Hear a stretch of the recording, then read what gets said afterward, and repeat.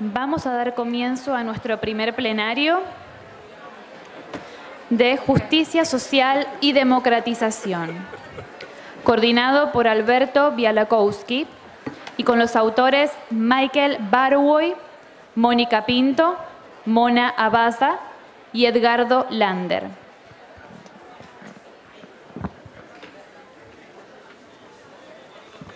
Mona ABAZA, nacida en Egipto, ella obtuvo su PhD en 1990 en Sociología en la Universidad de Bielefeld, Alemania.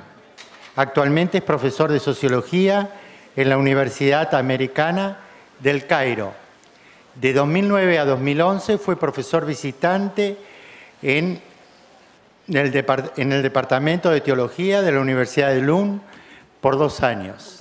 También ha sido profesor invitado en Singapur en el Instituto de Estudios de Asia Oriental Sur, ISEAS 1990-92, en Kuala Lumpur y también en París, en Berlín, en Leiden, en Gassenmar, en Bellagio, es decir, en visitas internacionales y actuaciones incluso de profesor visitante.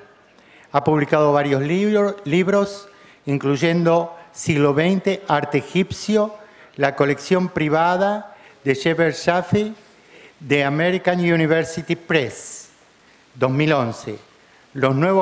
Otro libro, Los nuevos consumidores de cultura del Egipto moderno, urbano y remodelación de El Cairo, en AUC Press, Brill, 2006. Los debates, otro libro, Los debates sobre el Islam y el conocimiento en Malasia y Egipto, mundos cambiantes, también Rutgers Carlson Press, Reino Unido, 2002. Yo he tenido el anticipo de su exposición, he quedado sumamente impresionado, no voy a comentar previamente, espero tener una palabra, pero estoy seguro que ustedes van a sentir una ligazón, una necesidad de comprendernos y de escuchar atentamente este relato. Ya los dejo entonces con Mona ABAZA.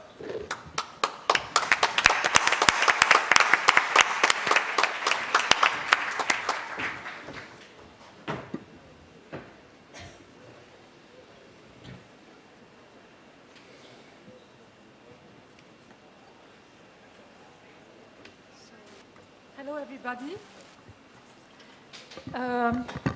First, I'd like to thank very warmly Margaret for not only her input, but it's also emotional support and trust in me, and also Michael Burawoy for his friendship and exchange of very, very rich ideas. And I'd like to, of course, thank the organizers of the conference for this wonderful, really great organization and logistics that are fascinating. So let me start today my presentation. I was a bit nervous because, and that's why I'm speaking first, because of just the logistics of putting the pictures in order. All right, so that is, I should not move, I think, so that's the starting. This is the only downloaded photo. It's from Reuters, and this is taking place in Tahrir Square, 15th of December, 2011. So, one image says it better than 1,000 words. My presentation explores the role of street art, which witnessed a mesmerizing blooming after the January Revolution in Egypt. Large murals, together with graffiti, multiplied in abundance in many cities to narrate the stories, to play with a biting humor, or to simply display insults and anger against the symbols of the establishment and the junta. And I allow myself to use the word junta, which is very familiar now today in Egypt. Like the Latin American example is being brought constantly because we have to learn from the experience of Brazil and Argentina more than ever. And therefore, the word junta is appearing in the mass media, in the press, on television, to design the army, designate the army. The fantastic murals, which appeared around Tahrir Square in downtown Cairo, convey epical visual scenes of the battles between, on the one hand, the police, the army forces, and the paid thugs. I just have to, I'm sorry, but I just have to make sure that...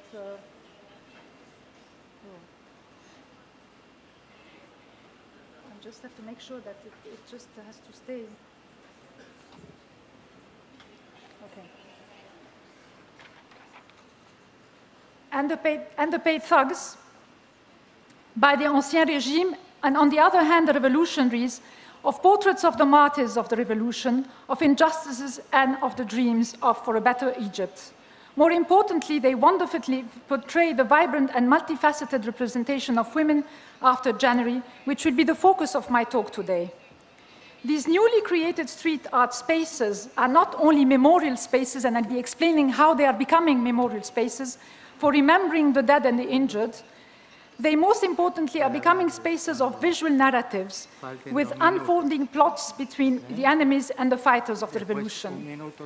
The constant erasure of the walls by the armed forces, through endlessly whitening these, made the graffiti artists even more determined to immediately repaint them with even more biting insults, sardonic jokes, and drawings.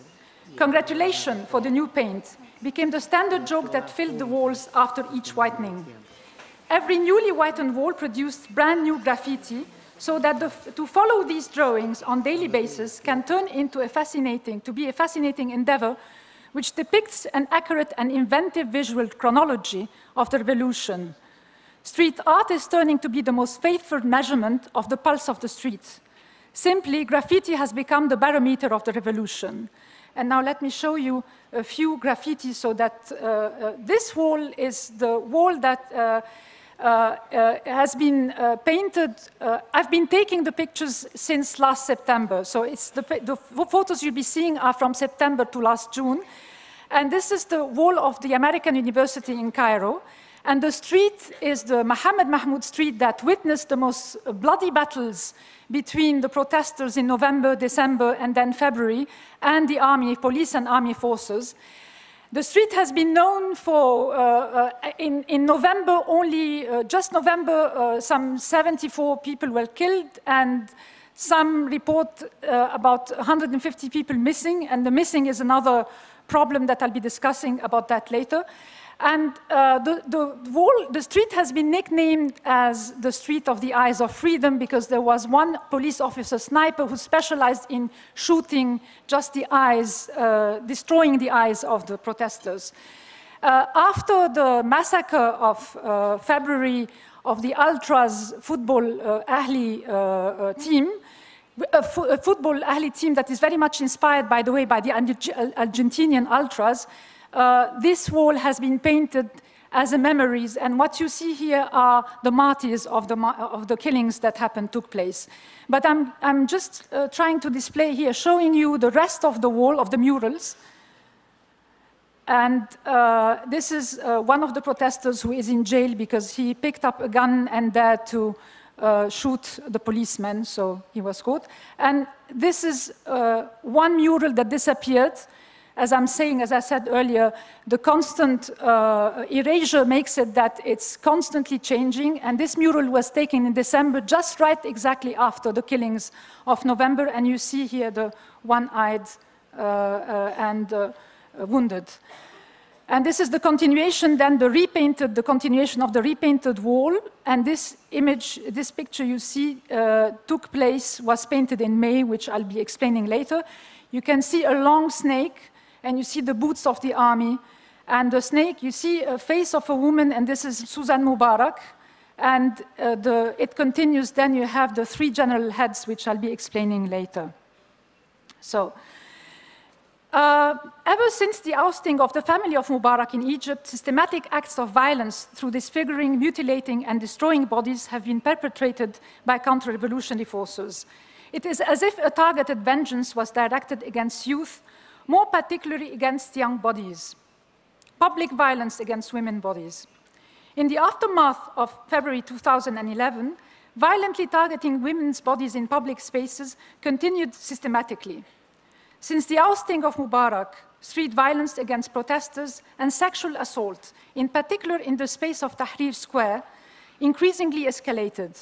So much that today, sexual harassment is becoming an obvious tactic to intimidate and publicly humiliate protesting dissenting women. Sexual assault has mostly been used to shy away foreign female journalists, much like it is utilized to blacken the image of Tahrir Square. Sexual assault witnessed then an increasing escalation that reached a peak during last November and December 2011, with continuous ups and downs. The tactics of humiliation, or humiliating women, young and old alike, has antecedents. This is not new, actually. Black Wednesday of May 2005, should be the marking date. And what we're witnessing today in Egypt is a continuation of the politics, of the pre-Mubarak politics. So the Black Wednesday of May 2005 should be the marking date when protesting women for the first time in Egypt were sexually harassed in public, actually sexually raped in public, while demonstrating in front of the journalists and lawyer syndicates against the amendment of the Constitution, an amendment that would have guaranteed the inheritance of Mubarak's throne to his son. Women were then attacked by the paid thugs of the Ancien Regime. This memorable incident was followed by a series of gang raping all over the city of Cairo that targeted young women during the season of the religious feasts, and here, to be veiled or not did not matter at all. Since last February 2011, all the attacks on women were nothing but a remake, a déjà vu scene, whereby paid thugs, and paid thugs, it's an institution in itself. Paid thugs of the Ancien Regime reappeared. They are appearing as thugs or civilians, while the army and police forces were around as voyeurs, if not as the facilitators, to make them responsible for not only sexual assault, but mostly for the various massacres which the nation witnessed and which are appearing on the walls, we're seeing on the murals. Numerous scholars, activists, feminists, and Middle Eastern specialists have commented on the Arab Spring with much concern about evidently the critical and precarious position of women after the contagious revolutions which started in Tunisia, Egypt, and then Libya. Many have equally expressed great concern that the forthcoming years will be dominated by a controversial gender situation. This is even more so after that the revolution has been hijacked, and I insist on the word hijacked, by the Islamists together with the army. In Egypt, or the junta, in Egypt, the ousting of Mubarak and his family is far from having shaken the pervasive authoritarian institutions of the, and I quote, deep state, exemplified in its fierce internal security. Once again, the few months' survival of the post-revolutionary parliament, dominated by the Islamists, were alarmingly shocking by the Islamist obsession to control women's bodies by issuing the most retrograde laws such as encouraging female circumcision, advocating that the marriage age for women be allowed to 12 years, rejecting a law that allowed women to file a case for divorce. Denise Candioti remarks that the post-Arab Spring misogynist and clearly misogynist attitude is to be observed in almost all Arab revolutions, precisely because the Islamists have so far revealed on various occasions a serious lack of vision for any agenda to promote social justice. Obviously, they seem to be the forthcoming ideal agents of neoliberalism, as some of the trajectories of famous Islamist tycoons can tell, i.e. an Islamic neoliberal ideology, economically speaking, and authoritarian misogynist politically. Clearly, women's bodies, chastity, pollution, and sexual humiliation in cathartic moments like wars and revolutions become the focus of the nation's concern. The shocking image of the dumping of a dead protester in the garbage will be hard to be erased in the near future from the collective memory. It was followed by the image of the dragging of a female protester who was stripped out of her clothes, and which was the spark that spilled the volcano of anger. Cynically, one could read the incident as a new form of gender equality in the exercise of brutality in the public sphere on both sexes during last November and December. The unforgettable incident was on the 16th of December when security forces attacked the protesters in front of the cabinet, resulting into 12 dead and hundreds of injured. Violence escalated. On the 17th of December, a veiled woman who was violently dragged on the floor and her blue bra was exposed. The blue bra turned to be an iconic symbol that led to thousands of women take the street in solidarity with the protesters. Since then, women's protests and marches against the military multiplied. The many protests chanted the termination of military rule, and the slogan was, "Egyptian women are a red line." And then which gained a tremendous momentum. And I want just to show then the graffiti that then filled all over. I just can show two pictures. This is one of the concrete walls that were erected around the first street you saw of Mohammed Mahmoud. And I forgot to say, this street is one of the leading streets to Tahrir Square. That is why the events were taking place there. And the reason why the casualties were very high was that the security forces have learned from the early Tahrir experiences of January and have learned to squeeze the revolutionaries now in very narrow streets so that you can produce the utmost casualties and disfiguring of bodies. So I will skip part of my paper. I had a long passage on the protesting women and in marches and how this is expressed, but I want to concentrate now on the murals and the graffiti.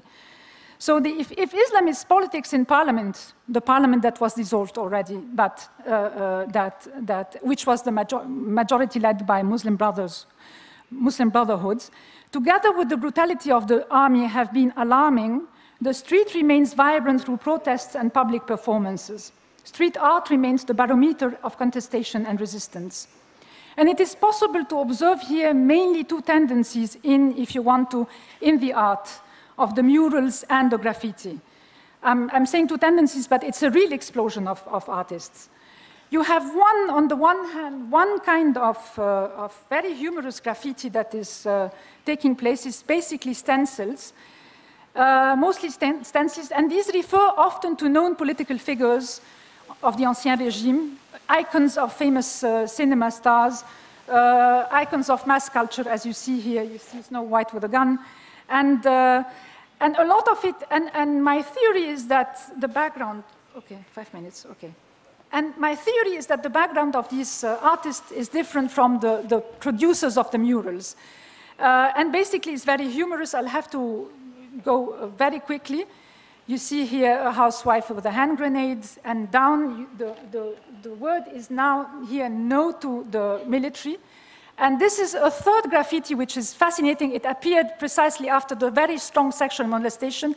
The Arabic word says, "Do not classify me." And you can see here a veiled face veiled, a woman with a headscarf and unveiled, as if, the message is that all the women have been undergoing, if you want to, sexual harassment, and it doesn't make much of a difference the way they are dressed.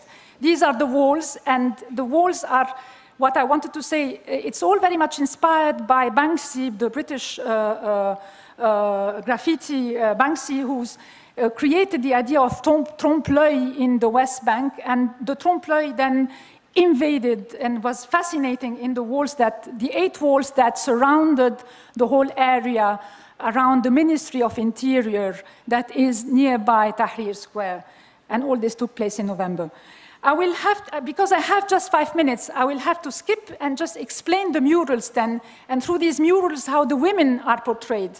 What you see now is a mural that has been erased. This is the back. This is a mural that is facing Tahrir, and it is the wall of the American University that attempted to fixate it, but then one morning, the army removed it. And you see that women are portrayed there as warriors, as fighters, Amazons. The painter who did that mural was very much inspired by ancient Egyptian culture, and you see here that he picks up on themes that are from temples of Upper Egypt, And you see here women who are carrying sticks to defend themselves, of course, in allusion to the fights and the wars that have been going on in Tahrir. The other hand is a papyrus as the symbol of wisdom. In a way, he calls, I mean, in the way he describes them, it's the Egyptian Amazons, and they are led by a priest. This is the continuation of the snake, and it's two painters who painted that wall. You see that the snake has the three heads of the main junta generals, and they are welcomed by an archetype in ancient Egyptian culture, the hospices, who are very soft and very peaceful in a way. So it's a kind of femininity that is encountering a military might. It continues, the snake continues, and then demotic writing goes on to explain the significance and role of ancient Egypt. That is a scene of the funeral or the mourning.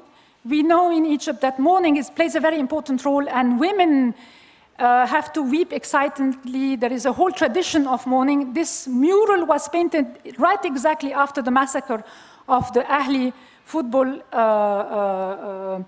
players, and it is symbolizing the sarcophage that is carrying these football martyrs by ancient Egyptian women. So you see, you would notice that the difference between these murals is based on tradition, playing with tradition, whereas the stencils are very mocking.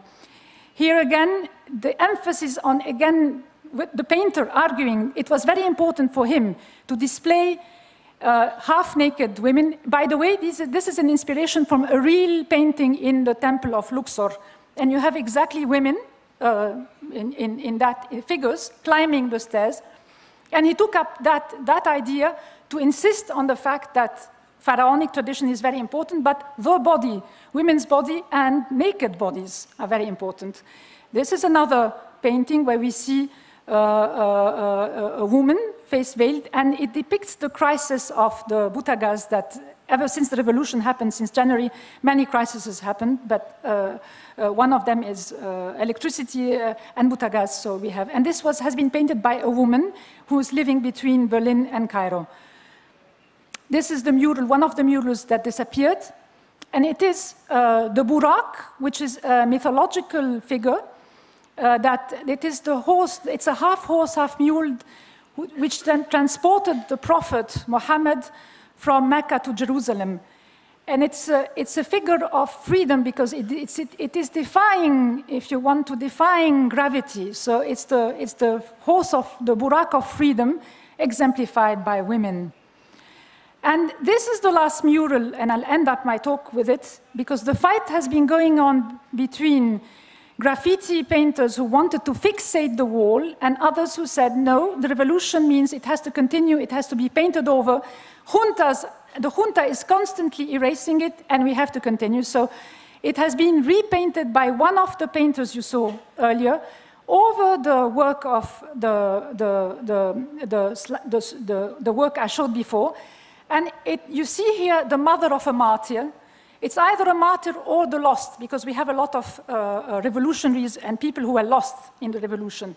I think for the Argentinian case, there is a lot of analogies, and we are learning. We're talking a lot about Argentina. And we're seeing that she's carrying the picture of her son, and it was precisely put on that wall to say that this wall has to be constantly changing, and it was mocking the elections and mocking the formal ways of, mocking the Muslim Brothers elections and the presidency campaign. I have no conclusion. I will stop here because my idea is that it's still something that it's a process that has been going on. What I presented here is a working in paper, and it's exactly the way we are living our reality today in Egypt, of an incomplete, it's an incomplete, hijacked, unfinished, I want to call it revolution, that is still going to cost us a lot of bloodshed, but this is the way things are. That's it.